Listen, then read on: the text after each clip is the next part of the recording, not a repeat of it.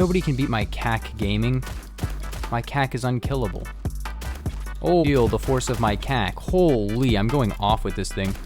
Holy! So hello gamers. As the title suggests, I'm actually bringing back underrated guns for a 6th episode. It's been like 6 months or something since I did the last episode, but a lot of people have been commenting that they want to see the series return. It's probably just going to be this one episode since like I've done a lot of guns so far, you know, I've done like 25. But yeah, let's just get into it. First up on this list, we have the SVU Auto. Well, not just the SVU Auto, but like the SVU in general. People have started talking about this gun again, and I did make a couple videos on it. Here's the thing I like about it so much. It can 2-tap anywhere on the body, all ranges, 1-shot headshot really farther if I had the long barrel, but I don't, and it has the automatic conversion, which is basically like a scuffed VSS that's also super cracked. But yeah, the normal gun is a super tappy gun. Overall, I'd probably say like the not SVU automatic conversion is better, but like you can't go wrong with an automatic SVU. I just keep dying every 1 second. It actually 1-shot headshots even with the automatic conversion, which is kind of insane. I got a little Desert Storm lobby. I'm just going to show you how it works at range. This thing is insane at range, as you can probably tell. Basically a DMR that does a ton of damage. 50 damage at range, like that's so good. You think, oh, Scar SSR 48 doesn't matter. Well, no, this can 2-tap limb. Scar SSR can't do that. A lot of times you're not going to be able to 2-tap with the Scar SSR, but this thing is going to 2-tap every single time, which is just ridiculous. And the automatic conversion shoots, I think, as fast as the VSS. I think a little bit slower actually. It's about as fast as an AK-74, but 1-shot's headshot. Oh, what the heck? But yeah, the SVU is a super underrated gun. It's super good. I'll use it every once in a while, not very much lately, but overall it's really good and definitely worth a try. It also has a Lancaster conversion, which I don't think is that good, but maybe worth a shot. I don't know. The next gun on this list is a gun that I keep making videos on and nobody actually uses it. It's the MG237. I still hold that this gun is super good and very underrated, but nobody uses it.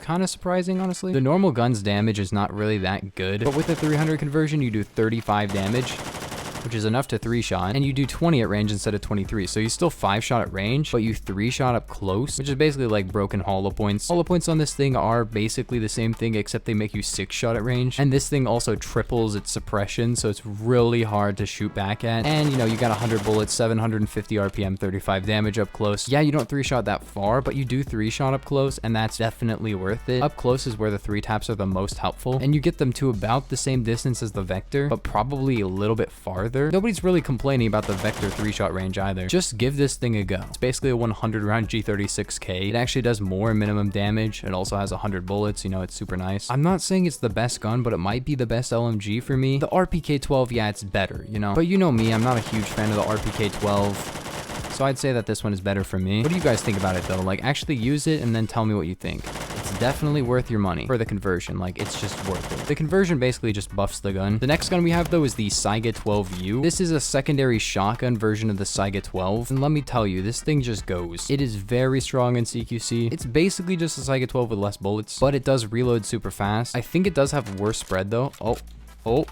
Oh, get destroyed. But yeah, it has an extended mag and all of the Saiga 12 ammo types. So basically just go ham and buy all the ammo types or something with this thing. It can be really, really good if you use like long barrel and extended mag, because I think it has a long barrel and it definitely has an extended mag, which basically just makes it a Saiga 12, but in your secondary slot. It can be really, really freaking strong though. It's really nice. The only real problem is the recoil, I guess. But it does come with alt aim like most shotguns do. So just pop on the alt aim and boom, you can hit some shots at range. How did I get that kill? Oh, you will notice that you'll 1-shot less than the Saiga 12, but that's of course to balance it. Like, if it was just a Saiga 12 but a secondary, it would be too good. So they're like, we'll give it 2 bullets but a fast reload. And I do really like the fast reload because, like, holy, the Saiga 12 reload, it is annoying, dude. I actually prefer this freaking no bullets to have the slow reload. The number 4 spot will probably surprise you. It's the CAC SRR. You're probably like, what? No, this gun isn't underrated. People mostly think that this gun is like really, really bad, but man, it is actually pretty viable. It 1-shots all ranges at 400 RPM. 1-shot head, by the way. And it basically 2-shots body. 6 rounds with a fast reload, and for a sniper, that's pretty good. That's like TRG, you know, all those guns have 5 rounds, so it doesn't really matter. I think it even has a speed loader, so it can load like even faster than that.